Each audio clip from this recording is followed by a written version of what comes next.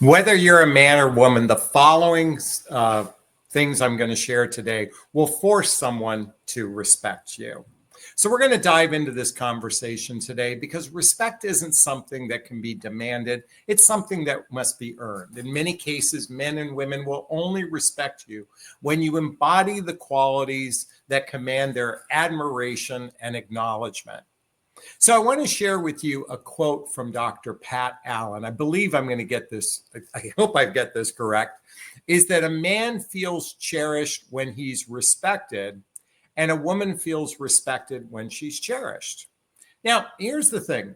I don't believe it should be singular to a gender, feeling respected. In fact, when I think of respect, let me reframe that. When I think of the opposite of respect, I think of disrespect or disregard.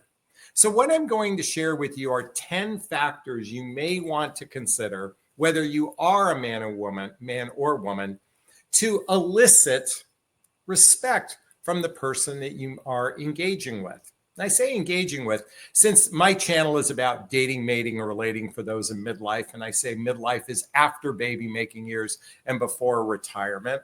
This isn't singular to an age, but I will say this: as we age, we come to the table with a lot of bias, a lot of perceptions, a lot of opinions. And it can be challenging to begin to get to know someone, particularly when there are different opinions and there's differences between two people. Now, I've always believed that two people can disagree with one another and still maintain respect for one another. And yet, sadly, in the dating marketplace today, this can be rather challenging. But what's most important to recognize in what I'm about to share is you can embody these 10 factors for yourself, and it's regardless of whether or not you get along with another person, whether or not that you're aligned with another person, whether or not that you're an ideal match for another person. As I said before, this can be very challenging times because we are a melting pot of a variety of different perceptions, different viewpoints, different opinions, just to name a few. And then there's lifestyle differences amongst people in the dating marketplace, and certainly value differences. And don't get me started on emotional maturity. The fact of the matter is we have a significant population of people in the dating marketplace that have weak emotional maturity, weak relationship skills, and it makes it very difficult for them to actually engage with another human being, even from a place of respect. So let's dive into these 10 factors I'm about to share with you. Now, I want to share really quickly that this is research. These are my notes from research I'm doing for an article that I'm writing right now. So this is I'm gonna actually pull up my notes because I haven't memorized all of this yet. So I want you to bear with me a little bit. But the first factor I want you to consider is, and let me just read out loud, set clear boundaries and enforce them. Set clear boundaries and enforce them. Now, I like the way Brene Brown describes boundaries. And boundaries is simply what's okay and what's not okay for me. What's okay and what's not okay for me. You know, you can set a boundary on almost anything in your life. Now, I don't like a boundary in the sense that you have to set up a wall, okay? It's not a wall. A boundary is simply, as I said, what's okay, what's not okay for me. You know what? I don't know why this comes to mind, but I'm actually thinking of a friend of mine who has a habit of always being late. It just absolutely annoys me. I could be sitting waiting outside for 20 minutes. Sometimes if he says, I'm going to pick you up out in front of your house, and he said, I'll be there in 5 minutes, and he could end up being 20 minutes late. And I finally had a conversation with him. I said, you know what? This is unacceptable. If that's going to continue to be your pattern, then I'd just rather blow off hanging out with you because I appreciate punctuality. I appreciate intentionality. And because of this, I feel respected, particularly when you're punctual. Now, it's interesting. I mentioned punctuality because I can tell you from the dating premise, I've gone on more dates than I can count where people have been late to a date. And I'm not just talking 5 or 10 minutes, but I'm talking 30 minutes to an hour. And while we all have crisis in our lives, you know, that can cause us to show up late for something, I'm going to tell you something. It's happened so much where I feel disrespected. In fact, to me, punctuality demonstrates respect. So I'm just merely saying is you can set your boundaries in a variety of different ways, and you have to decide what's important to you. Maybe consistent communication is a boundary that you need in a relationship. And again, it's about setting clear boundaries and enforcing them. And enforcing them means not like I'm going to tell you with my friend, I said, look, the next time you screw up, I'm done hanging out with you. And you know what happened? He showed up on time ever since then. And he's messed up once or twice, but in the decade that I had that conversation with him, he's been pretty consistent because I've enforced this boundary. Okay, the second factor to consider is to be assertive, not aggressive. To be assertive, not aggressive. Being passive invites disrespect, and being overly aggressive can push people away. The key to assertiveness is communicating your thoughts and needs with confidence while maintaining control over your emotions. Men and women respect those who stand their ground without resorting to hostility or desperation. You know, it's interesting. I witness this too often where I see women who are aggressive in their demands, or they can be rather passive in their demands. In fact, some of the passivity I see is being quiet, expressing one's needs. Let me be clear for everyone.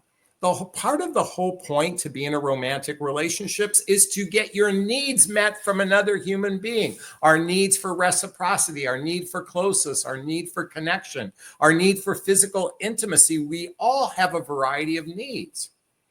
And you know what surprises me? You know, men are considered the logical thinkers and women are considered the emotional, I don't want to say thinker communicators. But I can tell you as a dating relationship coach, I've witnessed so many women who struggle expressing their needs. In fact, in many cases, they actually have duct tape over their mouth, meaning that they're silent to their needs. And this is why I want to encourage you all to begin to identify what is it that you need in a relationship? What do you need to feel? And start expressing that in an assertive way, not in an aggressive way. Okay, the third factor to consider here tonight is master the art of composure. Master the art of composure. You know, it's interesting. I was in a relationship some years ago with a woman who I really appreciated her composure. She was very diplomatic in some cases when she communicated with me. And my point, why I found that rather attractive, it wasn't this erratic, as I said before, aggressive communication or a passive communication. In other words, when she shared something with me, she did it in a diplomatic way. Diplomatic simply means being mindful of the other person and being mindful for oneself. So mastering the art of composure, and I think one of the facets to mastering the art of composure is really learning to regulate our nervous system. Now, for those of you who follow my channel know I'm an anxious attachment person. And if you're not familiar with the book, Attached by Amir Levine and Rachel Heller, I highly recommend reading this book. And why I'm sharing this in the context of mastering the art of composure is I can actually be rather needy. I can have a lot of anxiety. I can sometimes do what's known as overthinking. In other words, my nervous system isn't being regulated in this moment. It's feeling off. Now, one of the things most everybody is encouraged to do is feel their feelings, navigate their feelings, but come to a place where you regulate your feelings, not from an explosive way, not from a hiding way, meaning, in other words, stuffing your emotions and feelings, but just allowing yourself to feel that. And when you've done this enough time, you will build that muscle, that art of composure. And I can tell you, being composed is a very attractive quality, whether you're a man or woman. But most importantly, when you act composed, when you're acting assertive, when you are, what was the first one I said, clear about your boundaries, this is where respect begins to be earned with another human being. Now, the fourth one is going to be a very challenging one to do. It says, develop unshakable confidence. Well, I believe we are human beings riddled with flaws, riddled with insecurities and fears and doubts. So it's rather challenging to develop unshakable confidence. But confidence is magnetic. When you feel so strong within yourself. When you exude a self-assurance, when you are in a state of your sovereignty, when you're in a state of your power, believe it or not, that actually represents unshakable confidence. Now, like anything else, this is a muscle that needs to be built. In fact, all of what I'm about to share are muscles that need to be built within us. Now, one of the ways I did build this muscle for myself, and I'm just sharing this with you all, is I've done a ton of group therapy. Why is that valuable? Because what's interesting is when you're in a group of 10 or 15 people sharing from an emotional side, sharing your heart and hearing others share from their heart, you begin to build this inner strength within yourself because you're capable of leaning into your emotions. You're capable of leaning into your feelings. You're capable of leaning into your needs, wants, and desires, particularly when you practice developing this muscle in a group environment. At least in my case, that certainly made a difference. And it's built this confidence that allows me to share what I'm sharing with you today with a little bit more ease than feeling like I have to fumble my words, although I do fumble my words a lot when I'm recording videos, because guess what? I'm not reading off of a script per se, much like an actor does, actor and actress, and they certainly have editors that adjust things and that sort of thing. Anyway, okay, the fourth one was develop unshakable confidence. Number 5, hold yourself to higher standards. Sadly, many human beings, whether men or women, compromise their standards to adjust for another human being's life. When we do that, when we set someone up on a pedestal, when we set someone up above ourselves and not to the same plateau of another person, you're not holding yourself to a higher standard. The fact is, men and women respect people that are very solid in their ground. They set their standard, and your standards is reflection of your boundaries. So, a standard also might be is what you desire in a relationship. Many of you follow my channel know I've said many a times I've been seeking a relationship where we spend 3 or 4 days and nights a week together, doing shared activities, hobbies, mutual interests, spending time with family and friends, traveling together, teamwork, building skills, both in our personal and our professional life, intimacy, both physical and emotional intimacy that leads to either moving in together or getting married. That's a standard that I set for relationship. Why do I repeat this over and over and over and over and over and over and over again? Because I'm inviting everyone to adopt that standard. I think that's a pretty solid standard that a majority of people could set for themselves in romantic love. Now, some of you don't have the capacity to spend that much time. Some of you might want to spend more time. The whole point is you establish your standard, particularly when it comes to romantic love, because when you have this standard, then it's easier to enforce your boundaries because you're crystal clear on what you want.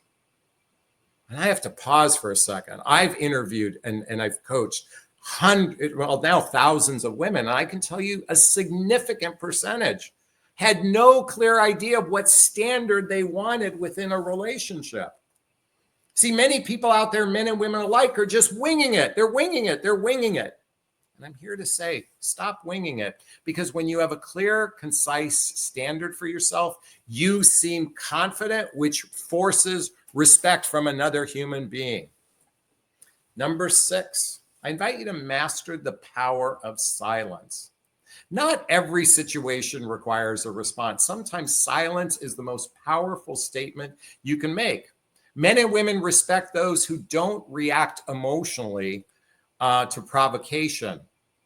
And what's important about silence is it's about being in a state of neutrality.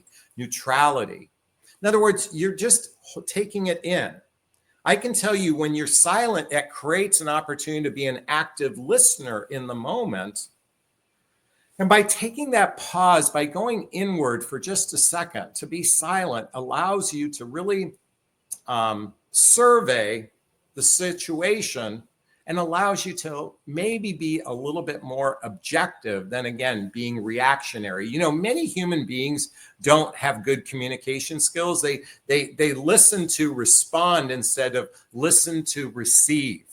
Let me repeat that. They listen to respond versus listen to receive.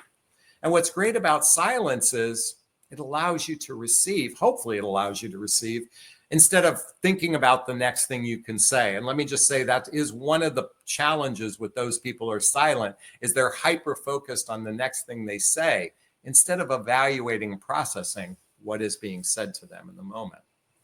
Number 7, be competent and capable. It doesn't matter where you're at in your life. Being able to pay your bills on time demonstrates competence. Being able to drive without incident demonstrates confidence. And I'm just giving you a few examples. But certainly competence in life, being responsible in life, being capable in life demonstrates respect, or elicits respect. You know, I'm going to be candid with you. No disrespect to the person. Well, I guess I am being disrespectful what I'm about to say. But I went to a woman's house. She was an absolute hoarder. Now, this isn't necessarily directed to competence and capable, but I wondered to myself, if you are hoarding things in your life, where are you incompetent? Where are you incapable in other facets of your life? And certainly, I'm using that as a crude example, but it just popped in my head for this purpose. When we see people that, and no disrespect, that's her choice in her life. But I got to tell you, it was scary. And I'm just going on a tangent here. It was scary to walk into this home because it was literally walking into a garbage dump. Although all the clothes were nicely folded, literally the entire house was filled with it. Anyway, be competent, be capable. Number 8, never seek validation. Now, I can be candid. I can be honest with you. I've been very guilty of this following thing. I can tell you that comes across needy, seeking validation. Now, it's okay to want validation from your partner. It's okay to express a need. But if you're constantly, seeking validation, I'm differentiating between constantly seeking validation versus just needing to feel safe in a moment. There's nothing wrong with that, to needing to feel loved, or needing mostly to know how someone feels about you. See, we should never be afraid to ask, how do you feel about me? That's not necessarily needy or being seeking validation. It's actually about gaining clarity. It's about creating safety within the relationship. But if you are in a constant state of a need of validation, then chances are you don't feel safe in the relationship. That oftentimes means that there's something else missing in the relationship. And I would address that versus needing to be validated all over and over and over again. Number 9, be direct and honest. I think of being vulnerable, being authentic, being transparent. Being direct simply means let's not just avoid conversations. Let's speak our truth. Now, certainly you can speak your truth in a kind way. If you're not familiar with my book, What the Heck is Self-Love Anyway? A Journey of Personal Development, Self-Help, and Spiritual Work, there's a link below to get a copy of my book. Chapter 1 says, speak your truth, do it with kindness. That's about being direct and honest. And let me just share with you chapter 9 of my book. If it's sincere and from the heart, you can't say the wrong thing to the right person. When you're direct and honest, now, let me just say this.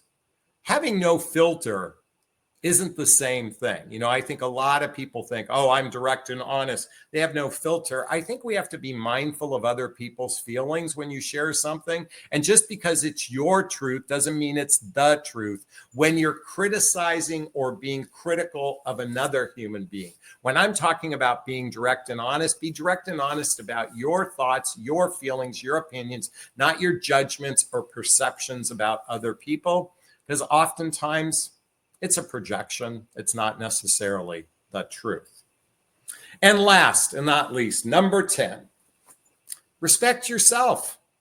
If you want to be respected, then it requires respecting yourself. Now, I can share with you, many of us are riddled with insecurities and flaws, and we can feel inferior at times. We can feel afraid. We can feel doubt. We can feel confusion. But you know what? We all can look at ourselves and say, you know what, I can do better. But most importantly, I respect myself. So the way I respect myself is I do my best to operate from the premise of don't do harm for others, always do my best. I'm in fact, I try to subscribe to the four agreements, to be impeccable with my word, to recognize that other people's opinion of me is their projection, to not take things personally. And boy, I just went brain fart on the fourth one. What is it? Always do your best. Don't make assumptions. Don't take anything personally, and be impeccable with your word. I did say all those. That I think if you master the four agreements, you really have embodied respect within yourself. And so coming back to this book, I highly recommend checking it out. And all the books I listed are in below under Jonathan Recommend Books. So I've just shared with you 10 factors that when applied, whether you're a man or woman, I don't like the idea of forcing respect, but it's going to be very difficult for a person not to respect you, especially if they're operating in those same 10 factors and you're operating in those same 10 factors. There's a good chance you guys will vibe with each other really, really well. Is this sinking in? Is this resonating with you? Please let me know. I'd like to hear your thoughts on this conversation. Post a comment below. I do my best to read them all in the first 24 hours. As always, if you find value in my videos, please hit that like button. Please share this video. Please subscribe to my channel. Hit that notification bell that's somewhere right there. Oh, maybe the notification bell is over there. So you can be notified of videos. And if you want to connect with me directly, there's links below to schedule a discovery call with me to see if working with a coach is right for you. There's a link to join my group called Midlife Love Mastery, where you can have direct access to me on a regular basis for less than $20 a month. Also, there's links to follow me on Instagram, to get the books I recommend, to get my dating vows. Check it out, listed below, my dating vows. You're going to want to read it. It's all listed below.